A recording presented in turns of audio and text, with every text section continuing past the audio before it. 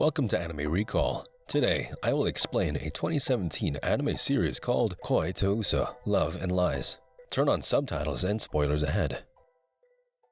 The story begins as a scene of a very beautiful wedding is being displayed, followed on the brief review on the Yukari system, which entails the youngsters of Japanese at the age of 16 getting assigned to their future partner by the government. It is a system embedded so as to regulate birth rate and produce more efficiency in the future offsprings. Loving another person apart from the assigned partner is highly forbidden. A 15-year-old student named Yukari Nejima is seen to be in a classroom setting with his classmates. He has a great liking and crush on Misaki, a female classmate of his, and clearly he has been in love with her since elementary school. He is desperate for the outcome of the notice and really wants to confess his feelings to her before taking any further step. At night, they meet up at a spot to discuss as agreed earlier during the day. Not only did he have feelings for her, they both realized the love was vice versa. They are left broken, however, when Yukari gets his notice with a different person. Going to school the next day, he is desperate to be there rather than meeting with his future wife and her family. The school forces him to. However, he takes leave from the school and meets with his assigned future wife. The thought of Misaki not being his assigned lover weighs him down the whole time, as it occupies his mind heavily rather than focusing on the present situation. Lack of concentration during the family hangout angers his assigned partner, Ririna. She gets upset and walks out on everyone. Yukari apologizes profusely and later explains why his mind is elsewhere. The love story of him and Misaki intrigues her greatly, as she is greedy to acquire more of their love tales from him. She eventually gets to meet Misaki in person as they hang out and speak at length the same day, becoming a fast and good friend with her. Ririna, who is still absorbed in their love story, proposes that they should kiss one more time in front of her. In the next scene, we are being introduced to the protagonist's main friend, who is a male classmate of his.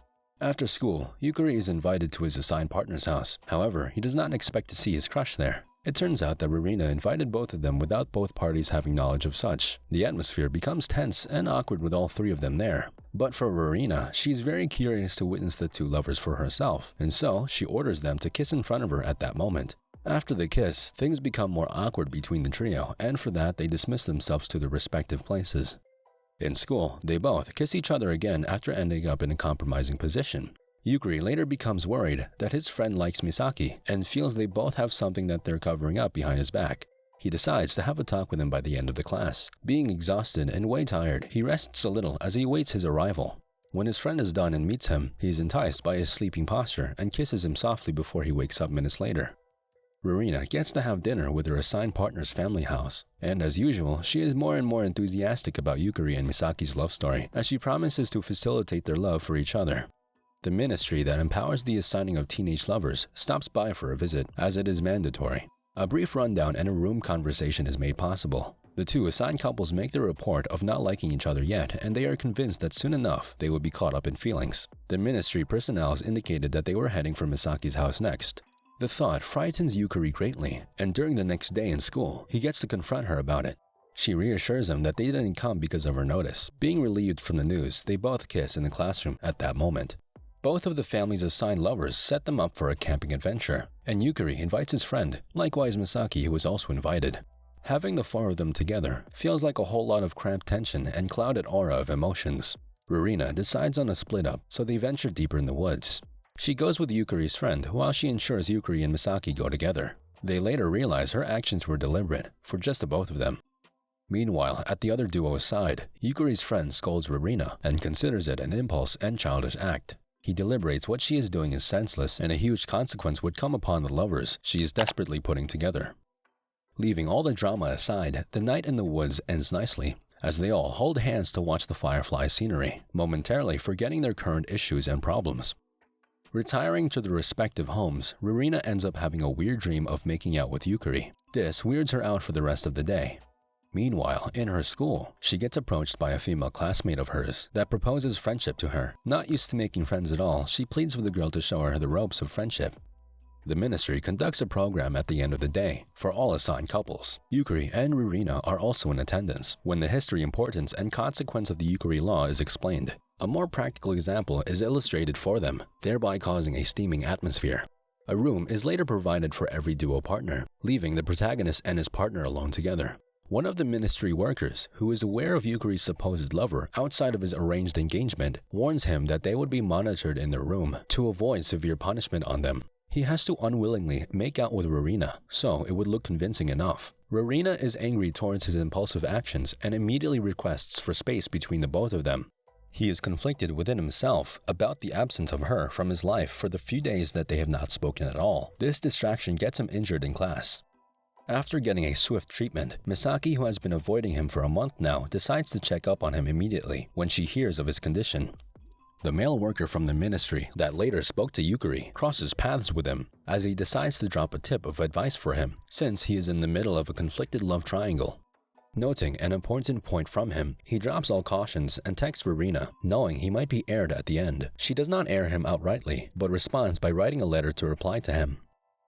Yukari's friend is mandated to act the reversed gender role in the play of Romeo and Juliet, but he refuses even with so many urges. After Yukari persuades him with so many convincing words and scenarios, he agrees at the end.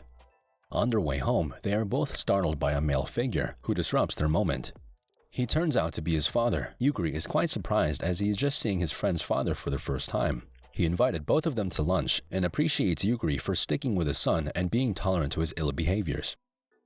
Rurina and Yukari have also made their new means of communication to be letter writing since she was uncomfortable and still angry from their last encounter. Misaki, who has a hard time containing her feelings, ends up breaking down in front of Yukari again, confessing her heart out.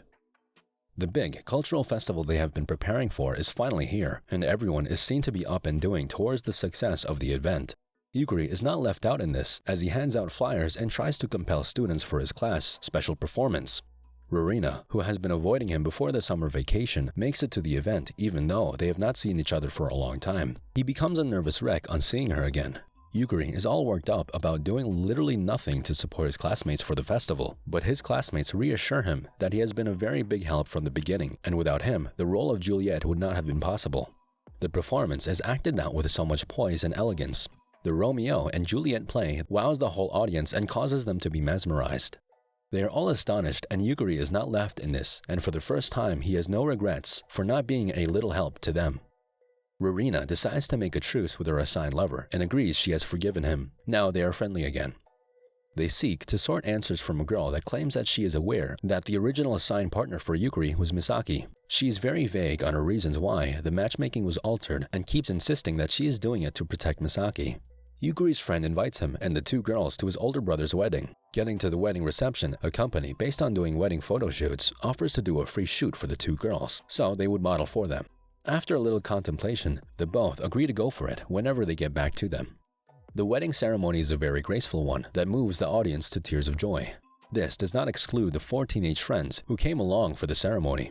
Misaki becomes way emotional and breaks down in tears, explaining to Yukari she is living a life of lies and desperately wants him so badly, but yet she wants to protect herself. This isn't the first time she says something like this, and that is, she has a big lie that she doesn't want both parties to discover, so she could protect her heart and probably save them the stress also.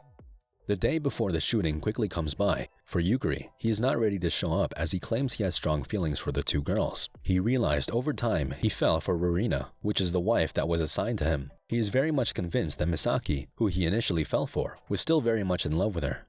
A day before, Rurina proposed they should dissolve their engagement through the due way so they could pact fairly, and he gets to be reunited with Misaki again, without consequences. This proposal would have excited him at the very beginning, but the thought of losing her is devastating and heartbreaking that he never thought it would. When his friend comes to visit him on the day of the shoot, he questions why he has not gone over to the shoot, and he finally speaks up about the inner conflict raging within him. After telling him to follow his heart and make the wise decision, he doesn't hesitate in going for the shoot, as he desperately wants to see the both women he's in love with. The reality of losing both of them hits him hard, but not being despaired by that, he arrives and as requested, he joins the both of them for the shoot.